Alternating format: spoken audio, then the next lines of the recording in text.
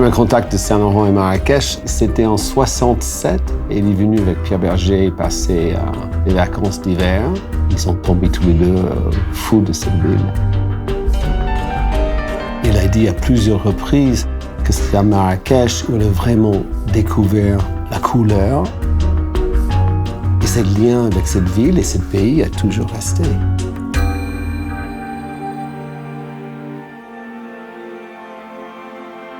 C'est des choses assez uniques de construire un musée et qui est aussi rigoureux parce que rien n'est plus fragile à conserver que les textiles, qui demandent des méthodes de conservation extrêmement complexes.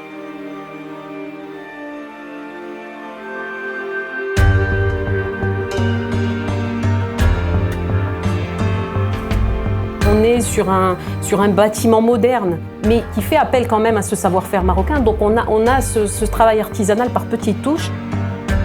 On est sur des finitions très haute couture, c'est de la dentelle, travail de briques qu'on n'a jamais vu par ailleurs. Et ça, c'est certain, c'est vraiment atypique dans le monde du bâtiment. Ça s'inscrit dans le savoir-faire artisanal de Marrakech et du Maroc.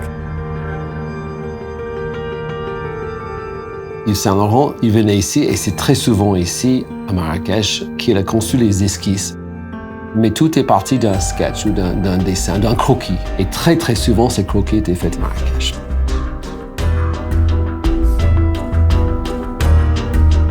Pierre Berger, il a créé un barème ou un niveau qu'il fallait que tous les autres travaillent pour atteindre ces exigences. On sentait absolument sur ce chantier, je vais dire une affection, mais quelque chose de très fort entre toutes les équipes pour justement lui faire plaisir, parce qu'il tenait tellement, très touché par ça, parce que c'était quand même un projet marocain.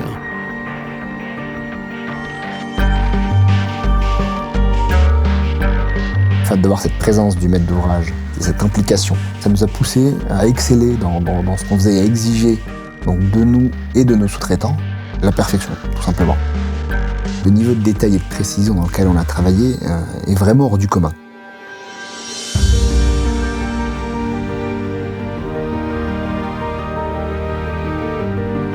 Alors, le zélige était aussi un défi pour Bimaro. Encore une fois, c'était marier traditionnalité avec modernité.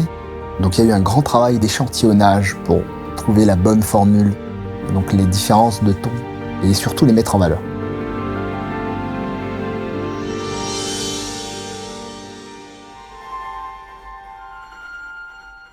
Au-delà de l'aspect architectural, le musée est quand même fait pour stocker et présenter les œuvres d'art textiles. Ça a été le vrai défi de Bimaro. Il fallait assurer un contrôle de la température et de l'hygrométrie dans tous les locaux où étaient stockées les œuvres d'art, dans les locaux où elles sont susceptibles de circuler et dans les locaux où elles étaient présentées au public. Le climat de Marrakech n'aide pas. Des écarts et des gradients d'hygrométrie dans la même journée qui peuvent être fatals pour les œuvres si on n'a pas une installation solide derrière.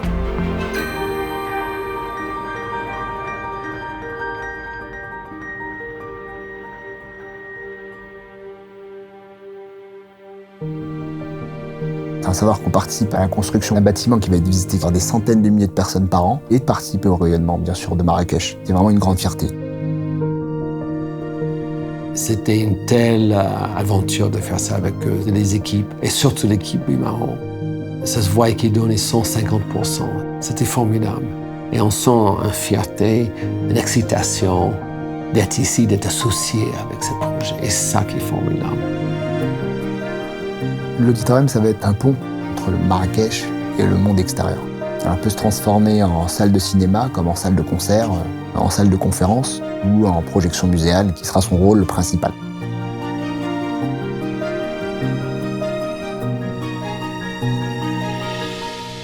J'imagine pas l'état dans lequel je serai à l'ouverture. Dans l'état actuel, ça me fait déjà des frissons.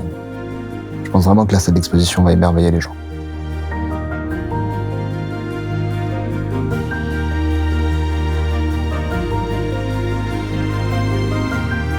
On se distingue par rapport à la concurrence sur cette typologie de projet, puisqu'on nous demande d'apporter une certaine expertise, du savoir-faire sur des projets de finition très haut de gamme et réaliser ces projets-là dans un délai finalement qui est restreint.